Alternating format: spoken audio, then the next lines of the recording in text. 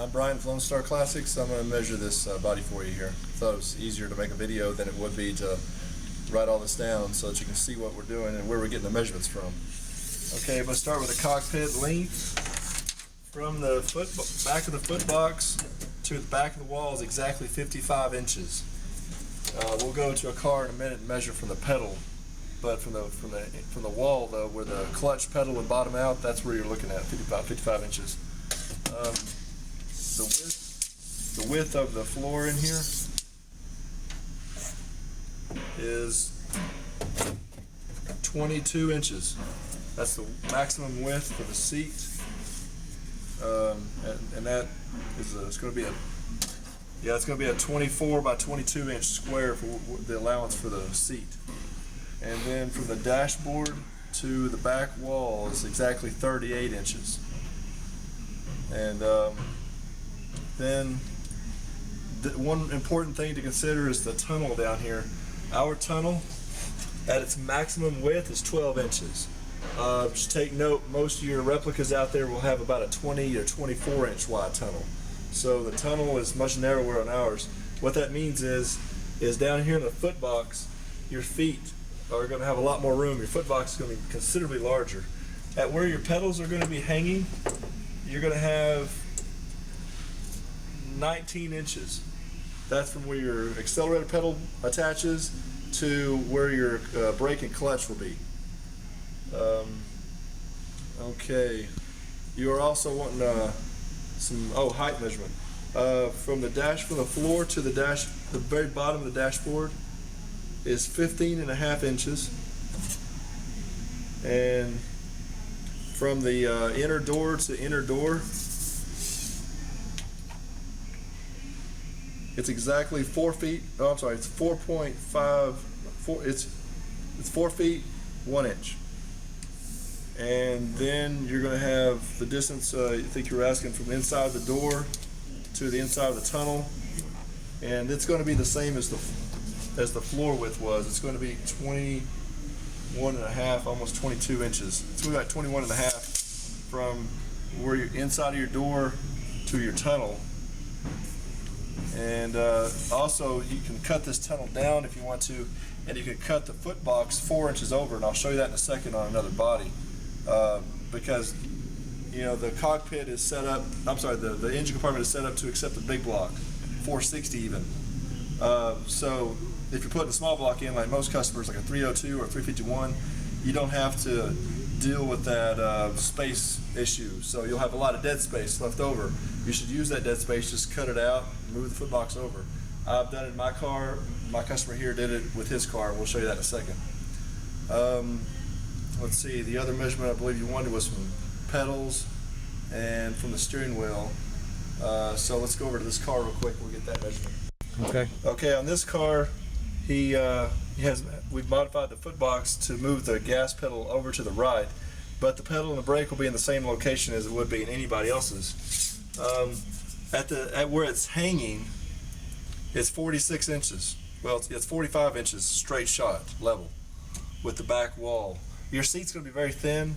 We have a seat set up for wider guys. It's real thin, and it's kind of flat. It has very little roll to it or bolster. We suggest that seat because it's going to give you the maximum amount of room this way and down. Our seat pans are also dropped 4 inches in this car over all the other ones because our suspension is behind the seat instead of attaching below the seat. So the bottom of your pan is under the fiberglass to solid steel, which is at the bottom of the box frame. So you're way down there. Okay, as far as the mod we've made over here,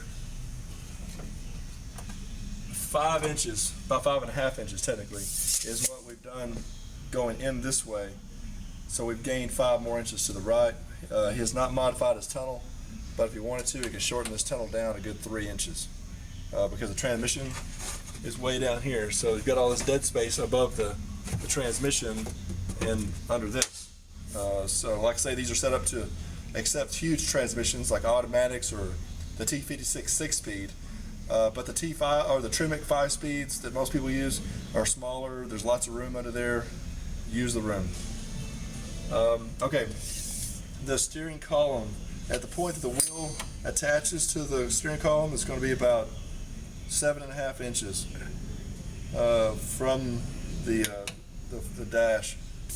So from where the steering wheel would be attached to the wall back here behind your seats, 30 inches. And all of our steering columns are tilt. So this will tilt up and down, making it a whole lot easier to get in and out of the car. Let's see, the doors are also 4 inches longer here. If I go from where the door is vertical to where the striker is, where it meets up here, it's 34 3/4 inches. So our doors should be about 4 inches longer than everyone else's. What we did was we drew the line here. So the cockpit was stretched 4 inches right behind the transmission. So now the transmission and the bell housing is 4 inches further away from your seat, which means that your tunnel could be narrower because the flare for this bell housing is up there instead of in your shins. That's why our tunnel is so much narrower than everyone else's.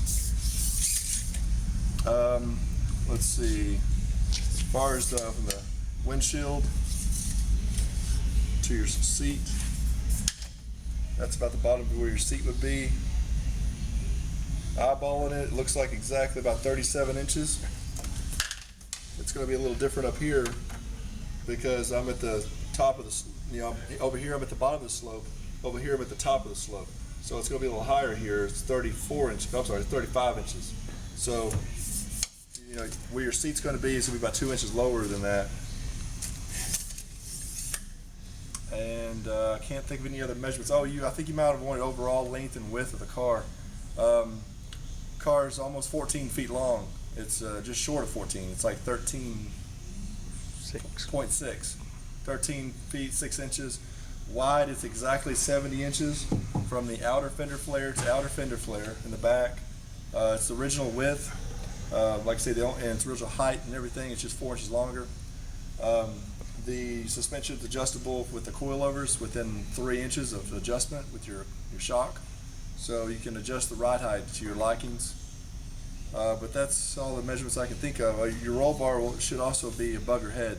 I'm 6'2", and my roll bar is still 3 inches above my head.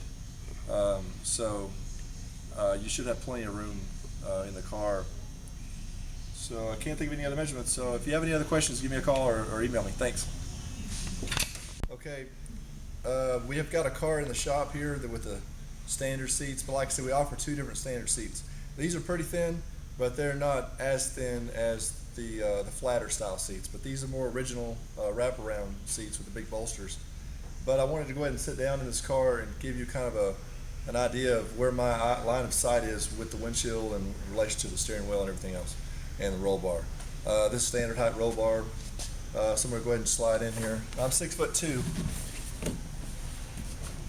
and okay, now I'm flat up against the seat. I'm not reclined back or slid down or anything like that. So I can't sit up any more than this. And I would say straightforward is right there to me. I still have quite a bit of room above my legs with the steering wheel, and that's with it in its down position, because it tilts all the way up like this, in which case I'd have ample space. Like I say, these seats are a little bit thicker up here on top than the thinner seats. But with the door closed, it's pretty high up. It's at the top of my shoulder, and roll bar is way up here, considerably higher than my head, above the windshield level, which is where it's supposed to be. And the shifter is right where I want it to be. It's in a good location. You might note that we don't use the forward shifter. You won't see that on Lone Star cars because our transmission is setting 4 inches further forward. If it was coming out 4 inches further back, which is where the original is and where everyone else's comes out, it would be here. In which case, when I shifted into a back gear, I would hit my elbow against the wall. So I can't. That's why they bend it forward like 4 or 5 inches. And when you're shifting, it's kind of awkward because you're lifting up to shift into a back gear, and you're pushing down to shift into a front gear. To me, that's ridiculous. So we've relocated it, so now it's in the exact position it would be in any other normal production vehicle. So there you go. Thanks.